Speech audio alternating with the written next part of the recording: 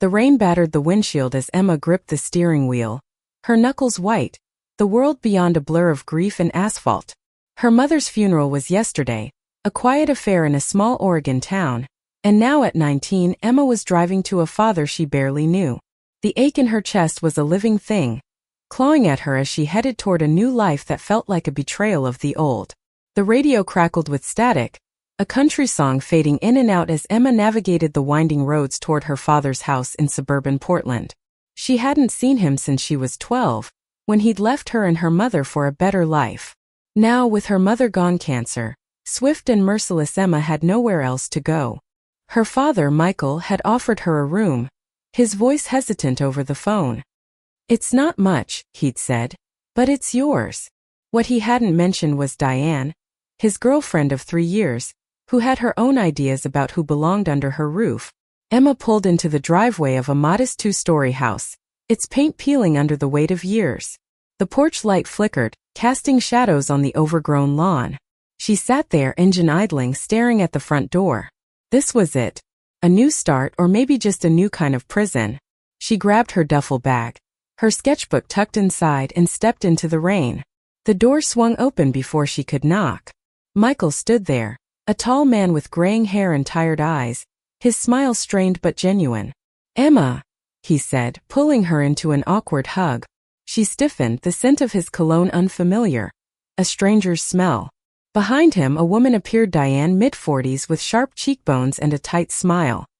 Her blonde hair was pulled back, and her eyes scanned Emma like a barcode. "Come in, get out of the rain," Michael said, ushering her inside. The house smelled of lavender air freshener and something baking, a warmth that clashed with the coldness in Diane's gaze.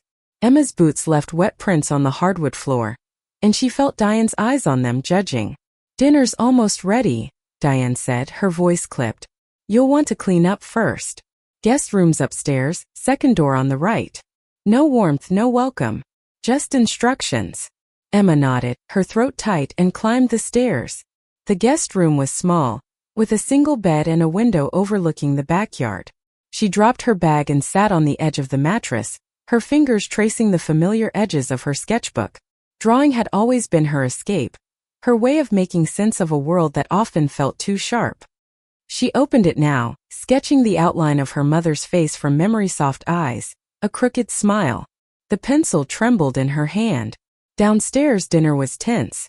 Michael tried to fill the silence with questions about Emma's study. She'd been taking community college classes before her mother got sick, but Diane's presence was a weight. She cut her chicken with precision, her fork scraping the plate.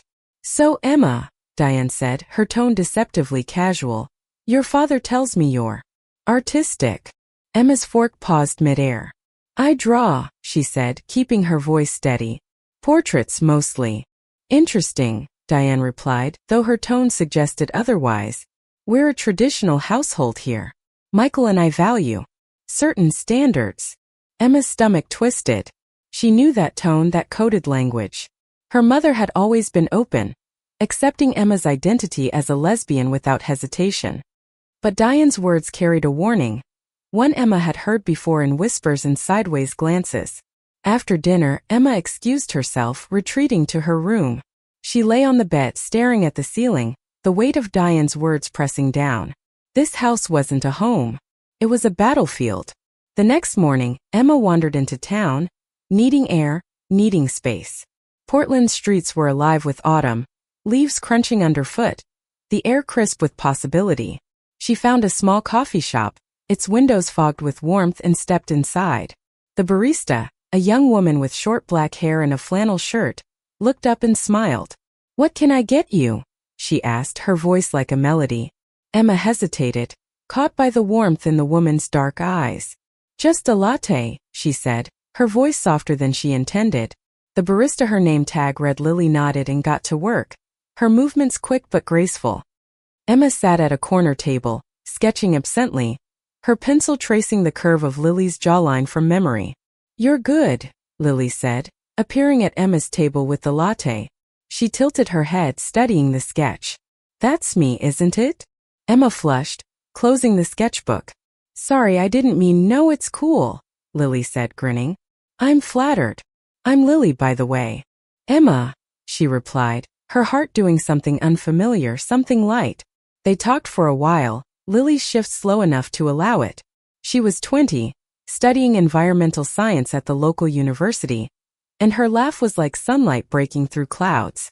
Emma felt something shift inside her, a spark she hadn't felt in months. But when Emma returned to the house, Diane was waiting. "Where were you?" she asked, her arms crossed. "Just getting coffee," Emma said, her voice tight. Diane's eyes narrowed. "I saw you with that girl." "People talk, Emma. This is a small town, and I won't have you bringing that kind of thing into our home." Emma's blood ran cold. "That kind of thing," she echoed, her voice low. "You know what I mean," Diane said, her tone final. "No lesbians under my roof." Emma stood frozen, her heart pounding. This was her father's house, but Diane's rules. And in that moment she knew. Staying here would mean hiding who she was. But Lily's smile lingered in her mind, a beacon in the storm. She wasn't ready to give up, not on herself, and not on the possibility of something more. The days that followed were a tightrope walk. Emma moved through the house like a ghost, avoiding Diane's sharp glances and her father's awkward attempts at conversation. She clung to her sketchbook, filling page after page with images of her mother, of the coffee shop, of Lily's smile. It was her only anchor in a house that felt like a cage. Diane's words echoed in her mind. No lesbians under my roof. They were a line drawn in the sand, a challenge Emma couldn't ignore. She'd spent her life being unapologetically herself, thanks to her mother's fierce love. Now, with her mother gone, Emma felt the weight of carrying that legacy alone. But she wasn't alone, not entirely. Lily was a quiet rebellion, a reason to keep going. Emma started visiting the coffee shop daily, her latte order a thin excuse to see Lily. The shop became her sanctuary, its mismatched chairs and indie music a stark contrast to the sterile tension of her father's house. Lily was always there, her smile a constant, her teasing banter pulling Emma out of her grief, if only for a moment. "You're back again," Lily said one afternoon, leaning against the counter. Her flannel sleeves were rolled up, revealing a small tattoo of a fern on her forearm. "I'm starting to think you like me or something." Emma's cheeks burned, but she met Lily's gaze. "Maybe I do," she said, the words slipping out before she could stop them. Lily's grin widened, but there was a softness in her eyes. "Good," she said, sliding a napkin across the counter with her number scrawled on it. "Text me sometime. I'm off at 6. Emma clutched the napkin like a lifeline, her heart racing as she left the shop. That night she texted Lily, and their conversation flowed effortlessly, music, dreams, the way the stars looked brighter in the countryside. Lily was easy to talk to, her words a balm to Emma's raw edges. They made plans to meet at a local park the next day, away from Diane's watchful eyes. The park was quiet, the air thick with the scent of pine and damp earth. Lily was waiting on a bench, her short hair catching the sunlight. She stood when she saw Emma, her smile hesitant but warm. "Hey," she said, tucking her hands into her pockets. "I wasn't sure you'd come." "I had to," Emma said, her voice barely above a whisper. They walked along the path, their shoulders brushing, the silence between them comfortable but charged. Emma told Lily about her mother, the cancer, the move. She didn't mention Diane's ultimatum, not yet. But Lily listened, her eyes never leaving Emma's, and when Emma's voice broke, Lily took her hand. "I'm here," Lily said simply, her thumb brushing over Emma's knuckles. It was a small gesture, but it felt like everything. They sat by a small pond, the water reflecting the fading light. Emma opened her sketchbook, showing Lily the drawings she'd done her mother. The coffee shop, Lily's face captured in quick, careful lines. "You make me want to draw again," Emma admitted. "I haven't felt that in a long time." Lily's gaze softened. "You make me want to be brave," she said. I've always known I liked girls, but I've never done anything about it. Not until you." Emma's breath caught. She leaned closer, their faces inches apart, the world narrowing to the space between them. But before anything could happen, a voice cut through the moment, sharp, familiar. "Emma!" It was Diane, standing at the edge of the path, her face a mask of fury. "What are you doing?" Emma pulled back, her heart pounding. "Just talking," she said, her voice shaking. Diane's eyes flicked to Lily, then back to Emma. Get in the car. Now. Lily stood, her jaw tight. She doesn't have to go with you. This is none of your business, Diane snapped. Emma, let's go. Emma hesitated, her hand still in Lily's. She wanted to stay to fight, but the weight of Diane's authority and her father's silence pressed down on her. She squeezed Lily's hand once before letting go. I'll text you, she whispered, then followed Diane to the car. The ride home was silent, Diane's anger a palpable force. When they reached the house, Diane turned to her. I told you my rules, Emma. You're pushing me and I don't like it. Emma's voice was steady despite the fear in her chest. I'm not doing anything wrong. Diane's eyes narrowed. You will if you keep seeing that girl. I won't have it in my house. That night Emma lay awake, her phone glowing with a new message from Lily. I'm not scared of her. Are you?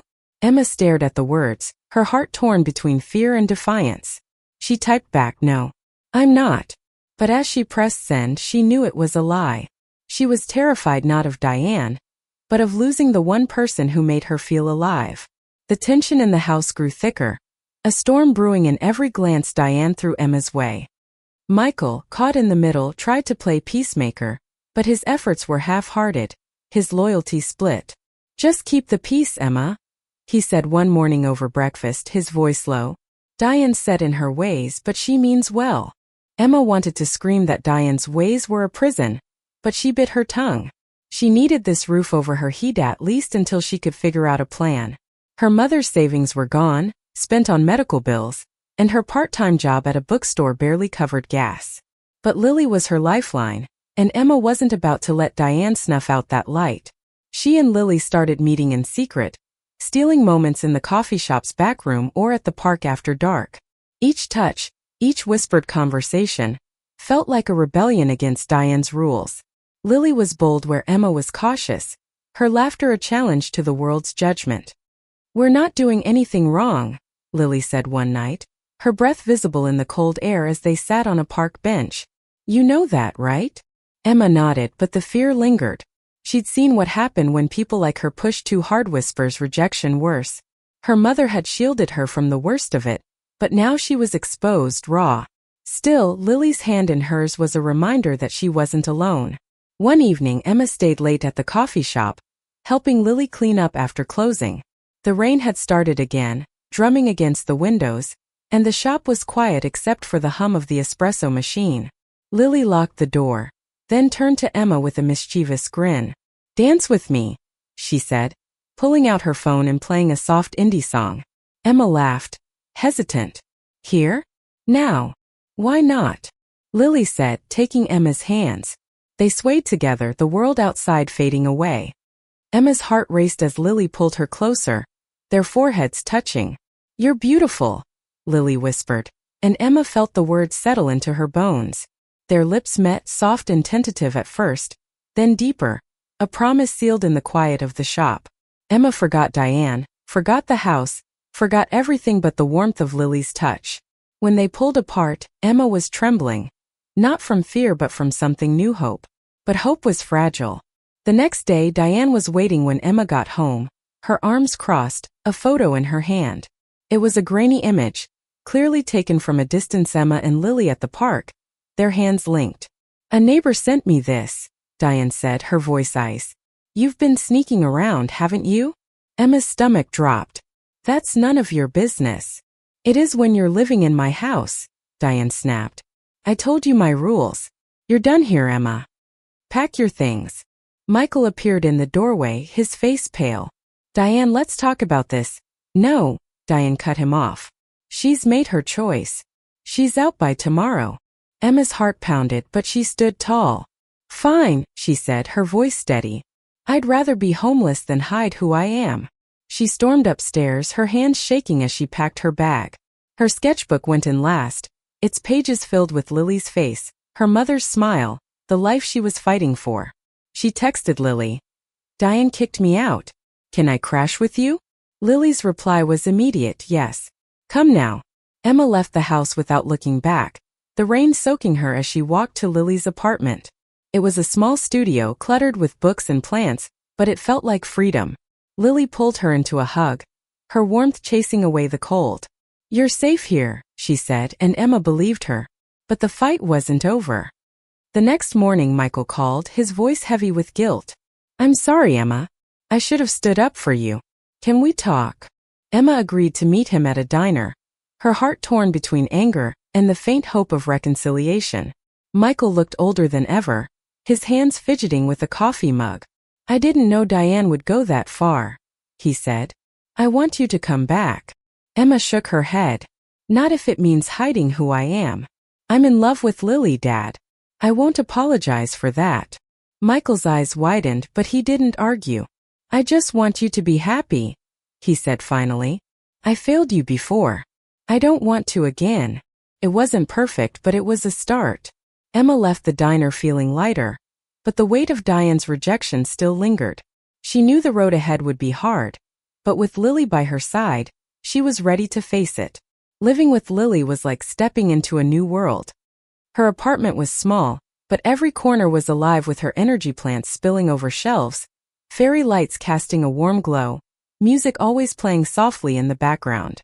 Emma felt like she could breathe again, even if the future was uncertain. She got a second job at a local art supply store, her savings slowly growing, but the real wealth was in the moments she shared with Lily, late-night talks, stolen kisses, the way Lily's laughter filled the room. But Diane's shadow lingered. Emma heard whispers in town gossip about the girl who got kicked out, about her and Lily. The coffee shop's owner, a kind older woman, didn't care, but some customers gave Emma cold looks. She ignored them, focusing on Lily, on her art, on rebuilding her life. Still, the rejection stung, a reminder of how fragile acceptance could be. One afternoon, Emma and Lily were at the park, sketching together under a sprawling oak tree. Lily was trying to draw a squirrel, her lines clumsy but charming. "You're the artist," she teased, nudging Emma. "Help me out."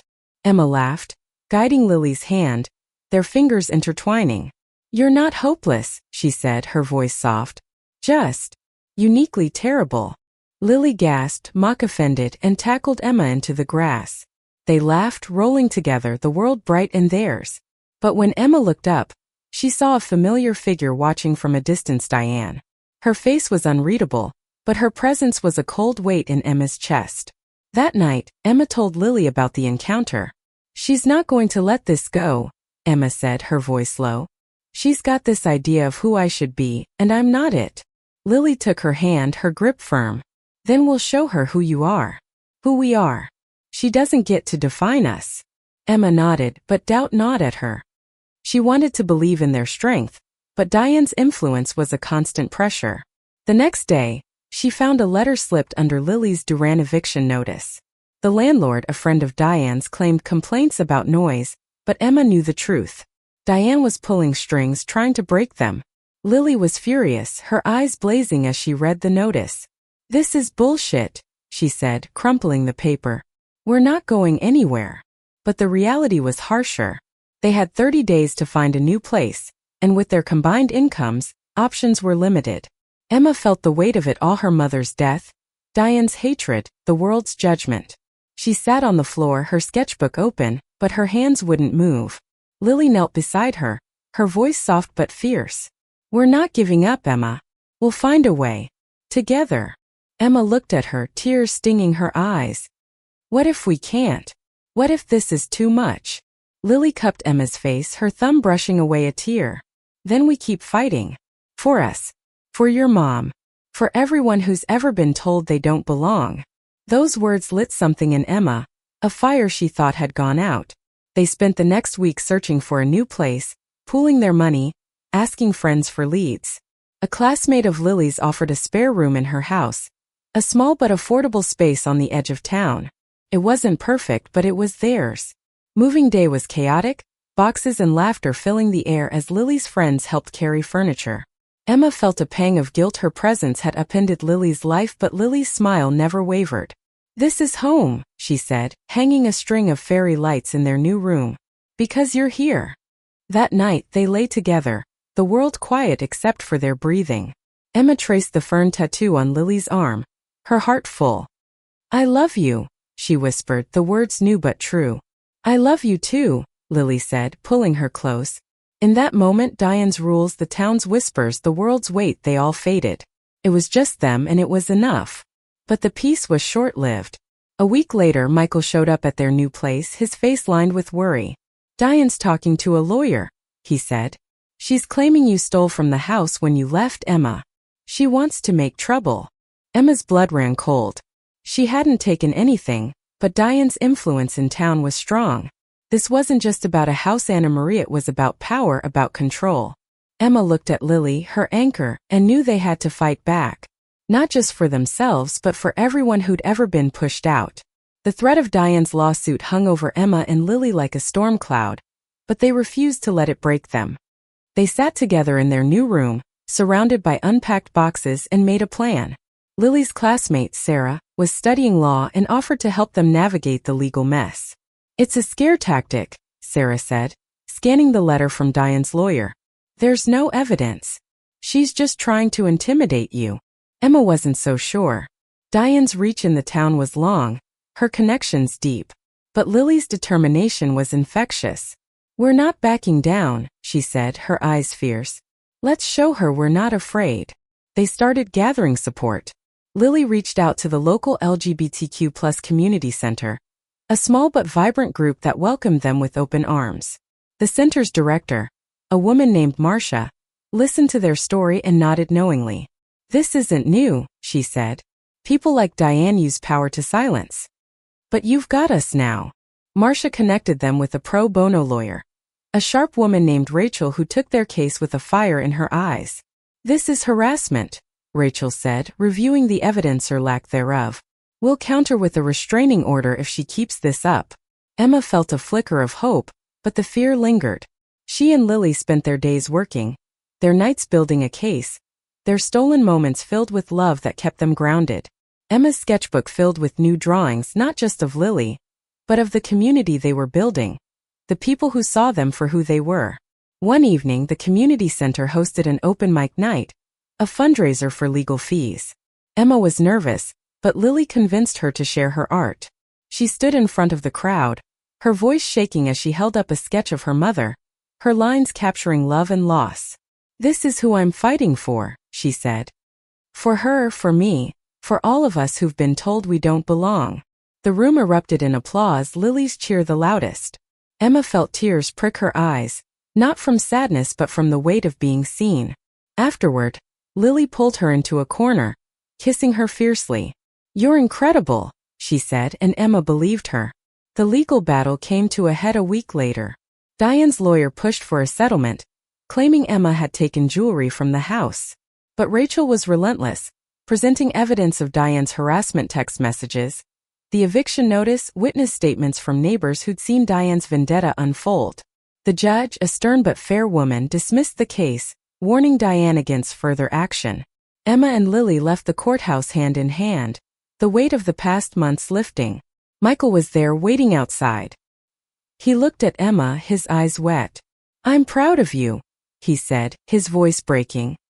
"I should have done more. I'm trying now." Emma hugged him, the first real embrace they'd shared in years. "Just be there," she said. "That's enough." Diane faded from their lives, her influence diminished by the community's support. Emma and Lily settled into their new home, their love a quiet rebellion against a world that tried to break them. Emma's art flourished, her sketches now lining the walls of the community center, a testament to resilience. One evening they sat on their tiny balcony, the stars bright above. Emma opened her sketchbook, revealing a new drawing, her and Lily, hands linked, standing under a vibrant sunset. "This is us," she said, her voice steady. "This is our story." Lily kissed her, soft and sure. "And it's just beginning," she said. They'd faced loss, rejection, and fear, but they'd found something stronger: love, community, the courage to be themselves. Emma knew her mother was watching, smiling, proud. And as she leaned into Lily, the future felt like a canvas, waiting for their colors to fill it. Thank you for listening. Like and subscribe to get notifications about next videos.